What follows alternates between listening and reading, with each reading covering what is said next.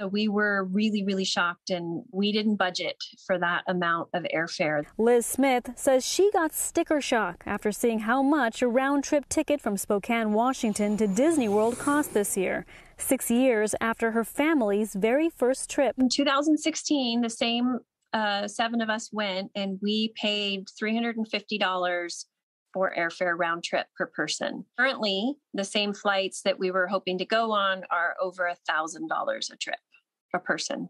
Those prices never came down. I'm a high school teacher. I have students that were going to be flying to see their family for spring break, and they've told me that they can't go or they're going to have to drive because of these airline tickets.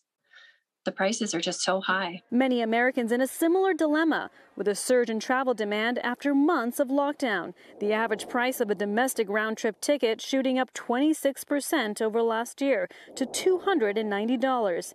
An average international ticket, $730 round-trip. And now the U.S. ban on Russian oil imports and other sanctions are pushing crude oil and fuel prices to new heights. Higher jet fuel prices that airlines are having to contend with is another reason that airfare is having to rise for travelers. ADIT DAMODARAN is an economist for travel app Hopper. For domestic airfare, we're still expecting that to climb on average another 7% each month going towards July. For international airfare, that one's a little bit harder to gauge right now, especially with the situation in Ukraine and Russia.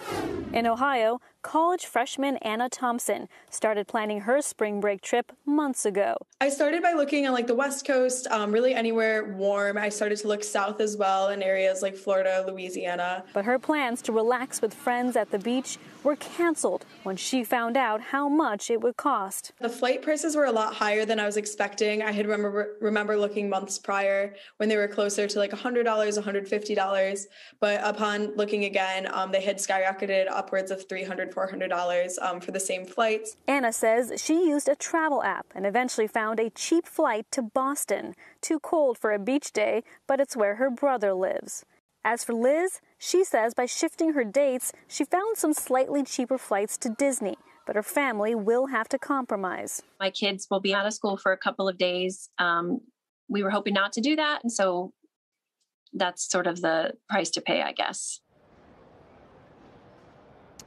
And many travelers we spoke to are delaying their international trips due to the ongoing conflict. A recent survey reveals that geopolitics surpassed COVID as the #1 factor influencing travel decisions. It's starting to show up in the data as well, with flights from here to Europe trending lower in the last week. Shep?